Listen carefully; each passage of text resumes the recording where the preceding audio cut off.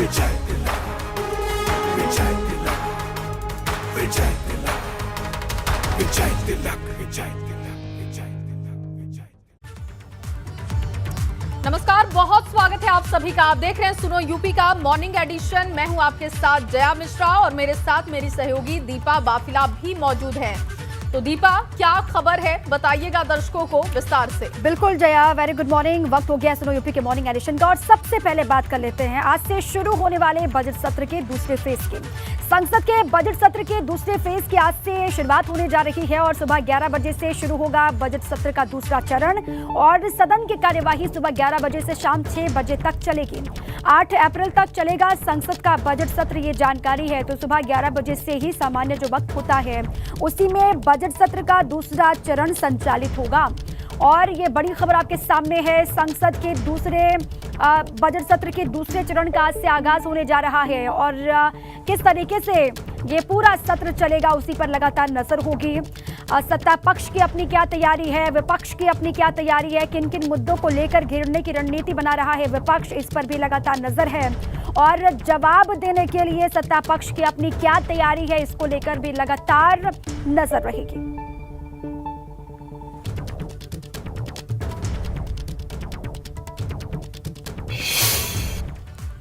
और इसी खबर पर ज्यादा जानकारी के साथ मेरे सहयोगी बलराम पांडे दिल्ली से जुड़ चुके हैं। क्योंकि बलराम, आज संसद के बजट सत्र के दूसरे चरण की शुरुआत हो रही है। कौन कौन से मुद्दे हो सकते हैं जिसको लेकर विपक्ष आज हमलावर रह सकता है सत्ता पक्ष पर? कब से इसकी शुरुआत होगी, विस्तार से जानकारी दीजिएगा।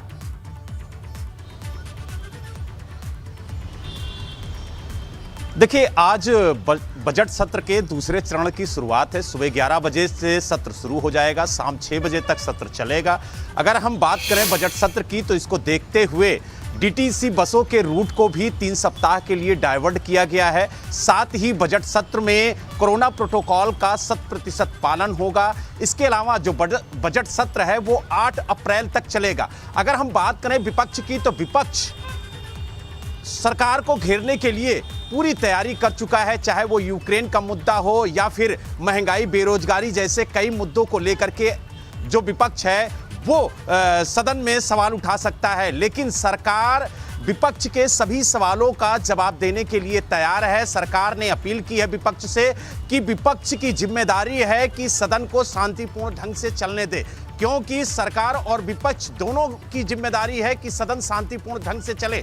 और सरकार ने यह भी कहा है कि विपक्ष के सभी सवालों का जवाब वो देगी, लेकिन शांतिपूर्ण ढंग से सदन चले इसकी जिम्मेदारी हम दोनों की है। लेकिन जिस तरीके से विपक्ष 5 राज्यों के चुनाव को लेकर के हार का सामना करना पड़ा है विपक्ष को, उसको लेकर के विपक्ष भी काफी ज्यादा तिलमिलाया हुआ है और यही वजह है कि वो सरकार को सदन में घेरने की पूरी कोशिश करेगा। और यही वजह है, ये माना जा रहा है कि आज सदन की शुरुआत में हंगामा देखने को मिल सकता है, सदन हंगामेदार हो सकता है। लेकिन जिस तरीके से सरकार ने पूरी तैयारी की है उसको देख करके ये लगता है कि विपक्ष के सभी सवालों का शांतिपूर्ण ढंग से जवाब देने के लिए सरकार वचनबद्ध है। और उसने विपक्ष से अपील भी की है कि वो जो भी सवाल हैं, जो भी वो सदन में अपने सवाल पुटअप करना चाहती है वो शांतिपूर्ण ढंग से करे। सरकार एक एक सवाल का जवाब देगी और सदन को शांतिपूर्ण ढंग से चलने दिया जाए। आपको बता दें कि शांतिपूर्वक तरीके से चले, यही कोशिश सत्ता पक्ष और विपक्ष की होनी चाहिए। बहुत शुक्रिया फिलहाल आपका तमाम जानकारी के लिए। बड़ी खबरें हैं। देखिए, योगी आदित्यनाथ के दिल्ली दौरे का आज दूसरा दिन है और राष्ट्रपति रामनाथ कोविंद से योगी आज मुलाकात करने वाले हैं। सुबह 10:15 बजे का वक्त बताया जा रहा है। महामहिम से मिलने पहुंचेंगे योगी आदित्यनाथ और उसके बाद फिर ये जानकारी है कि नितिन गडकरी, अनुराग ठाकुर और धर्मेंद्र प्रधान से भी मुलाकात करेंगे। हालांकि ये कहा जा रहा है कि सबसे पहले वो नितिन गडकरी से मुलाकात करेंगे, उसके बाद फिर महामहिम से मिलने के लिए जाएंगे। यूपी में नई सरकार के गठन को लेकर दिल्ली में महामंथन लगातार हो रहा है। योगी की मौजूदगी दिल्ली में है। कल भी आपने देखा मुलाकातों का सिलसिला लगातार चला और आज भी जानकारी यह है कि महामहिम से मिलने के लिए वो जाएंगे। सबसे पहले नितिन गडकरी से उनकी मुलाकात होगी, अनुराग ठाकुर से भी वो लगातार मिलेंगे, उनसे भी चर्चा करेंगे, धर्मेंद्र प्रधान से भी मिलने का उनका कार्यक्रम है और महामंथन हो रहा है। आप देखिए, उत्तर प्रदेश देश का सबसे बड़ा सूबा, दिल्ली का रास्ता यूपी से होकर के गुजरता है और ये कहा जा रहा है जो भी मंत्रिमंडल का पूरा स्वरूप होगा वो 2024 को ध्यान में रख करके ही होगा और इसीलिए ये महामंथन लगातार दिल्ली में हो रहा है। किस तरीके से इस बार योगी 2.0 जो राज शुरू होने जा रहा है, उसमें कौन से चेहरे होंगे जिनको तवज्जो दी जाएगी, कौन से चेहरे होंगे जिनको मौका मिलेगा, जो पार्ट 1 में थे वही पार्ट 2 में भी होंगे या फिर बहुत सारी तब्दीलियां होंगी। बहुत सारे सवाल हैं उत्तर प्रदेश के लोगों के जहन में। देखिए आज किन किन से मुलाकात होनी है। रामनाथ कोविंद राष्ट्रपति से उनकी मुलाकात होनी है, 10:15 बजे का वक्त है, और 9:30 बजे का वक्त बताया जा रहा है नितिन गडकरी के लिए, और अनुराग ठाकुर से भी वो मिलेंगे, 12 बजे के आसपास का वक्त है, और दोपहर 1:30 बजे धर्मेंद्र प्रधान से भी वो मुलाकात करेंगे और उसके बाद फिर हो जाएंगे रवाना लखनऊ के लिए। तो आज का दिन भी अपने आप में बहुत अहम है। कल भी उन्होंने लगातार, जब से दिल्ली में उनकी मौजूदगी हुई तब से ही लगातार मुलाकातों का सिलसिला आगे बढ़ाया। बीएल संतोष से सबसे पहले वो मिले, उसके बाद एनएसए अजित डोभाल तक उनकी मुलाकात हुई देर रात। उसके बाद अब ये आज की तस्वीरें आपके सामने हैं जिन जिन से उनकी मुलाकात होनी है। तो विस्तार से दीपा ने जानकारी दे दी है कि कल का पूरा कार्यक्रम क्या रहा था, किस मुद्दे को लेकर मंथन चल रहा है, लेकिन अपडेट इस पर क्या है ये बताने के लिए हमारे दो सहयोगी इस वक्त जुड़ चुके हैं। अविनाश तिवारी दिल्ली से जुड़ चुके हैं हमारे साथ, फ्रेम में आप उन्हें देख सकते हैं। साथ ही साथ शैलेश अरोड़ा भी लखनऊ से मौजूद हैं। अविनाश, सबसे पहले आपका रुख करूंगी क्योंकि लगातार मंथन का दौर देखने को दिखाई दे रहा है। मंथन किया जा रहा है, आज योगी के दौरे का दूसरा दिन है, तो ऐसे में क्या जानकारी है, क्या आज का कार्यक्रम रह सकता है, कल किन मुद्दों को लेकर चर्चा की गई, आज किन किन नेताओं से मुलाकात हो सकती है, विस्तार से बताइएगा।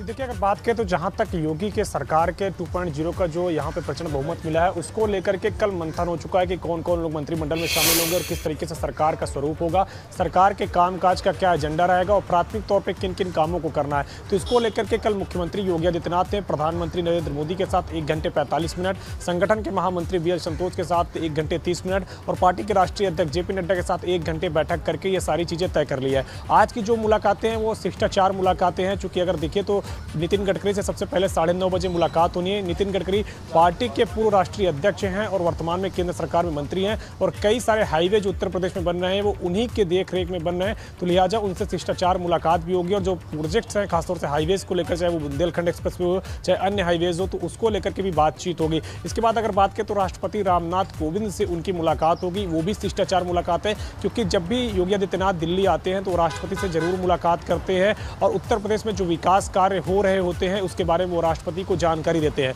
चूंकि राष्ट्रपति भी उत्तर प्रदेश के रहने वाले हैं तो उनकी भी दिलचस्पी रहती है कि उनके गृह प्रदेश में किस तरीके से विकास के कार्य चल रहे हैं, वो जानने के लिए उत्सुक रहते हैं। तो यही कारण है कि मुख्यमंत्री आज पहुंचकर सबसे पहले राष्ट्रपति को आभार व्यक्त करेंगे, धन्यवाद देंगे, जो प्रचंड जीत मिली है उसके लिए वो आशीर्वाद लेंगे और जो तमाम सारे विकास कार्य उत्तर प्रदेश के अंदर चल रहे हैं उसके बारे में वो अवगत भी कराएंगे। इसके बाद अगर बात करें तो उनकी मुलाकात 12 बजे सूचना प्रसारण मंत्री अनुराग ठाकुर के साथ होनी है। चूंकि अनुराग ठाकुर उत्तर प्रदेश चुनाव में बीजेपी के चुनाव सह प्रभारी रहे हैं और उन्होंने काफी ज्यादा मेहनत की है और युवाओं को साधने की जिम्मेदारी अनुराग ठाकुर पर ही संगठन ने दी थी, तो उनका भी वो धन्यवाद देंगे कि जिस तरीके से अनुराग ठाकुर ने मेहनत की है इसके लिए मुख्यमंत्री खुद उनके घर पर पहुंचकर उनका धन्यवाद देंगे। और इसके बाद फिर जो अंतिम मीटिंग होनी है वो केंद्रीय मंत्री धर्मेंद्र प्रधान से होनी है। चूंकि धर्मेंद्र प्रधान उत्तर प्रदेश में चुनाव प्रभारी रहे हैं, उन्हीं की देखरेख में पूरा चुनाव लड़ा गया है, तो उनको भी धन्यवाद देंगे कि जिस तरीके से प्रचंड बहुमत मिला है, प्रचंड जीत मिली है, तो उसमें चुनाव प्रभारी का बहुत ही महत्वपूर्ण योगदान रहा है, इसके लिए वो धन्यवाद देंगे। और बदले में अगर बात करें तो केंद्रीय मंत्री धर्मेंद्र प्रधान लंच में भी इनवाइट किए हैं मुख्यमंत्री योगी आदित्यनाथ को, तो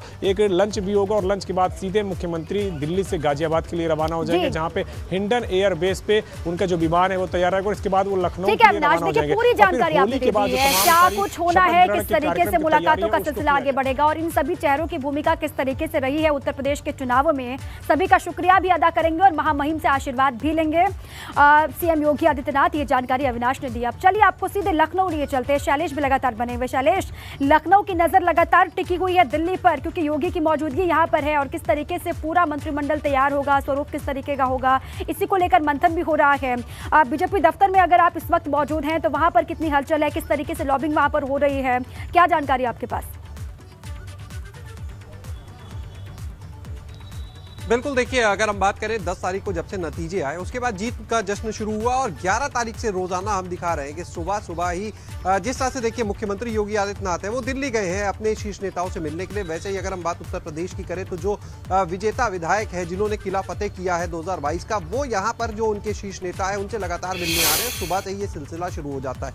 इस समय हमारे साथ में सुल्तानपुर से विधायक विनोद सिंह जी हैं, अभी आए हुए भाजपा कार्यालय, उन्हीं से बात करते हैं। सर ये बताइए, बड़ी सुबह सुबह आप पहुंच गए कार्यालय, जी, किससे मिलने के लिए आए हुए हैं? इसलिए कि आदरणीय जितने हमारे शीर्ष नेता हैं, अभी जनपद सुल्तानपुर से आया हूँ, तो शिष्टाचार में मिलना आवश्यक होता है और क्षेत्र के विषय में बताना, और एमएलसी का भी चुनाव है, उस सिलसिले में भी चर्चा होनी है। तमाम तरह के देखिए कयास भी लगाए जा रहे हैं, आप तो पहले विधायक भी रहे, मंत्री भी रहे हैं, ऐसे में कुछ क्या अपने लिए भी उम्मीद लेके चल रहे हैं या सिर्फ शिष्टाचार पे? शिष्टाचार और कुछ, ईश्वर ने बहुत कुछ दे दिया, इससे ज़्यादा पढ़ने की चाहिए। हमारे साथ में देखिए वरिष्ठ पत्रकार विजय उपाध्याय जी भी हैं, उनसे भी बात करते हैं। विजय जी, आप बताइए, नज़ारा, आप भी जर्नलिस्ट हैं, लगातार देख रहे हैं यहाँ का, सब लोग दौड़ लगा रहे हैं, आप क्या देखते हैं इस बार का मंत्रिमंडल किस तरह से देखते हैं? इस बार का मंत्रिमंडल बहुत ही इंटरेस्टिंग होगा और इसमें जो सबसे खास बात है कि पार्टी का फोकस अब 2024 का लोकसभा है, तो सारी जो रणनीति स्ट्रेटजी बनेगी वो 2024 को लेके बनेगी। क्षेत्रीय संतुलन होगा, जातीय संतुलन होगा और परफॉर्मेंस वाले जो लोग हैं उनको मंत्री बनाना पार्टी ज़्यादा सही समझेगी। चूँकि योगी जी 5 साल मुख्यमंत्री रहे हैं, अपने साथ जो मंत्रिमंडल उनका पुराना था उसमें से कुछ मंत्री भले चुनाव हार गए हैं, लेकिन जो लोग हैं उसमें से भी कौन अच्छा काम किया अपने विभाग में, इनोवेटिव काम किया, क्योंकि बीजेपी हमेशा चाहती है कि पब्लिक की जो डिलीवरी है वो फास्ट हो और जनता को सीधा लाभ मिल जाए। तो जो सीधे लाभ का कॉन्सेप्ट है, यानी पब्लिक की योजना पब्लिक तक पूरी की पूरी पहुंचे, बीच में लीकेज ना हो, करप्शन ना हो, तो इन सारी चीज़ों को ध्यान में रख के मंत्रिमंडल बनेगा। इसीलिए जो ऐसे लोग आएंगे जिनके पास अपना अनुभव है, एजुकेशन अच्छी हो, उनका विजन अच्छा हो और साथ में पब्लिक की पल्स को समझते हो और ब्यूरोक्रेसी से काम ले सकें। विजय जी, एक चीज़ बताइए, डिप्टी सीएम के पद को लेकर तमाम कयास लगाए जा रहे हैं। पहली चीज़ तो ये क्या लगता है, इस बार भी 2 पद होंगे या इनमें कोई बदलाव लगता है? देखिए, डिप्टी सीएम यूँ तो कोई पद नहीं है, लेकिन मंत्री को ही डिप्टी सीएम का ऑनरेरी एक उनको मेडल दिया जाता है, तो ऑनरेरी डिप्टी सीएम हो जाता है। यूपी में चूँकि बड़ा राज्य है, 2 डिप्टी सीएम पिछली बार थे और परफॉर्मेंस बीजेपी की अच्छी आई, मुख्यमंत्री को भी सपोर्ट मिलता है। मुझे लगता है कि या 2 हो सकते हैं या 2 से ज़्यादा भी हो सकते हैं, क्योंकि अब बीजेपी को जो मैंडेट मिला है इस बार, 37 साल बाद ये इतिहास दोहराया है, तो बीजेपी इस जनता के भरोसे को पर खरा उतरने के लिए और बेहतर काम करना चाहेगी और बेहतर काम करने के लिए उनको अच्छी टीम। बहुत अहम बात ये बता रहे हैं शैलेश कि बेहतर काम के लिए एक सपोर्ट मुख्यमंत्री को किस तरीके का चाहिए होता है, वो डिप्टी सीएम से मिलता है और इसीलिए इस पद को क्रिएट भी किया गया। आप दोनों सहयोगियों का बहुत शुक्रिया तमाम जानकारी के लिए। सीधे बड़ी खबर का रुख करेंगे, लखनऊ से आपको बड़ी जानकारी दे। हार के बाद समाजवादी पार्टी का मंथन जारी है और इस बार बढ़े वोट बैंक को बरकरार रखने की कवायद।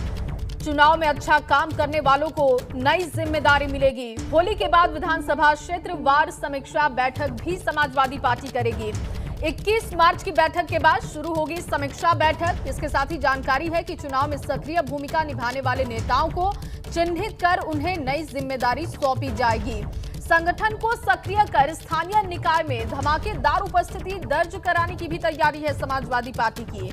बढ़े वोट बैंक को बरकरार रखने की कवायद जारी रहेगी। होली के बाद नेताओं की सक्रियता का अंदाजा लगाने के लिए बूथ पर मिले वोट और उनके प्रभाव वाले लोगों को चिन्हित किया जाएगा।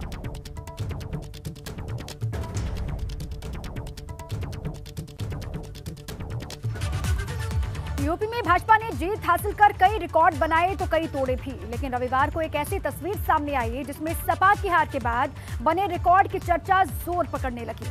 दरअसल रविवार को यूपी इलेक्शन के बाद अखिलेश यादव पहली मर्तबा कैमरे में नजर आए, वो भी अपने पिता मुलायम सिंह के पैर छूकर आशीर्वाद लेते हुए।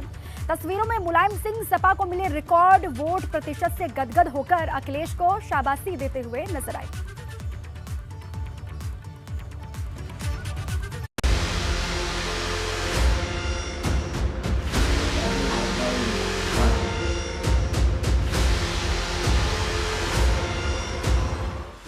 चुनाव के बाद अखिलेश की पहली तस्वीर आई। मुलायम ने कहा, अच्छी लड़ी लड़ाई।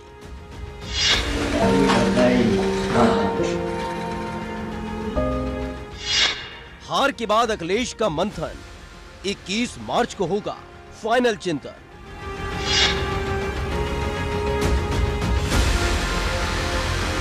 तीन ट्वीट और एक रिट्वीट के बाद आखिरकार कैमरे पर अखिलेश यादव की पहली तस्वीर सामने आई।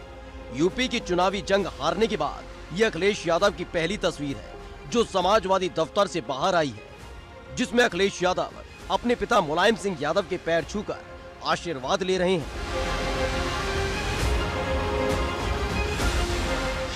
जानकारी के मुताबिक मुलायम सिंह यादव ने अच्छा चुनाव लड़ने के लिए अखिलेश यादव की खूब तारीफ की। मतलब चुनाव का नतीजा चाहे जो रहा हो, मुलायम अपने बेटे की मेहनत से खुश है। दरअसल यूपी की चुनावी जंग में भाजपा को 273 सीट मिली है, जबकि समाजवादी गठबंधन 125 के आंकड़े से आगे नहीं बढ़ पाया। लेकिन मुलायम इस हार में भी जीत देख रहे हैं, क्योंकि जो काम मुलायम सिंह यादव नहीं कर पाए वो उनके बेटे अखिलेश यादव ने कर दिखाया है। समाजवादी पार्टी ने पहली बार यूपी में 32% वोट हासिल किया है, जबकि 2012 में जब सपा की पूर्ण बहुमत की सरकार बनी थी तब भी समाजवादी पार्टी को सिर्फ 28% वोट मिला था। मतलब वोट प्रतिशत के मामले में सपा ने नए कीर्तिमान कर दिए हैं। यही वजह है कि मुलायम अखिलेश को हारने के बाद भी अपना आशीर्वाद दे रहे हैं।